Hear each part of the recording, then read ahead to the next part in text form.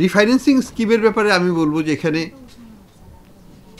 দুটো ফ্যাক্টর, একটা হচ্ছে যে বাংলাদেশ ব্যাংকের রোল কিন্তু এটা না, বাংলাদেশ এটা রোলটা হচ্ছে গভর্নমেন্টের, সরকারের এগ্রিকালচার পলিসির পার্ট হিসেবে এটা আসা উচিত, বাজেটের এটার অ্যালোকেশন থাকা উচিত।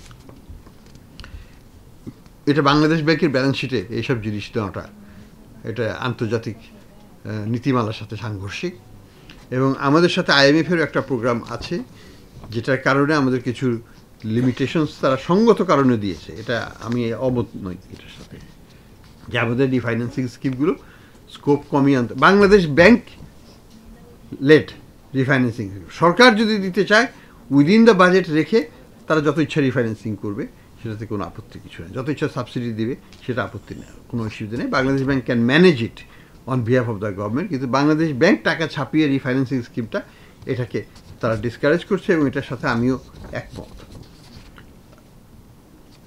এগ্রিকালচারাল সিএসআর এটা আমরা বিবেচনা করব যে কতটুকুর মধ্যে এটাকে রাখা যায়, যদি এটাকে সেপারেট করতে হয়, অন্য কোথা থেকে কিছু কমিয়ে বা আদার আইটেমটাকে কিছু কমিয়ে একটা ব্যালেন্স অ্যামাউন্ট আনা যায় কি না সেটা আমরা বিবেচনা করব।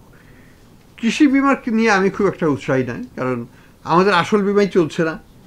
কৃষি বিমা ইজ ইনহেরেন্টলি রিস্কি, এবং এটাকে ম্যানেজ করার মতো যে যোগ্যতা, যে ক্যাপাসিটি, এটা আমাদের ইন্স্যুরেন্স কোম্পানিগুলোর কোনোদিনও হবে বলে আমার মনে হয় না। আপাতত আগামী 10 বছর আমি কোনো সম্ভাবনা দেখছি না, with due respect to our insurance industry. Shea butter ও ভিটামিন ই সমৃদ্ধ লিলি হালাল বিউটি সোপ, তারুণ্যময় উজ্জ্বল ত্বকের জন্য।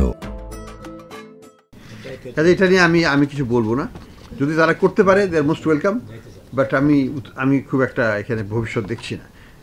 মাইক্রো ফাইন্যান্স ইনস্টিটিউটের থ্রুতে ব্যাংকরা লেন্ডিং করবেন, এটাতে আমাদের আপত্তির কিছু নাই, আপনারা করুন, কারণ সব ব্যাংকেরই এই ক্যাপাসিটি নাই to go to the door to door এই সার্ভিস দেওয়ার জন্য, আর বিদেশি ব্যাংকগুলোর তো নাই, সেটা থাকবেও না।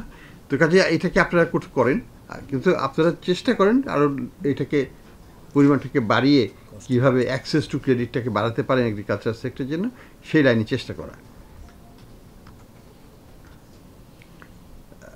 এখানে যেটা হবে যে মাইক্রো ফাইন্যান্স ইনস্টিটিউশনগুলোর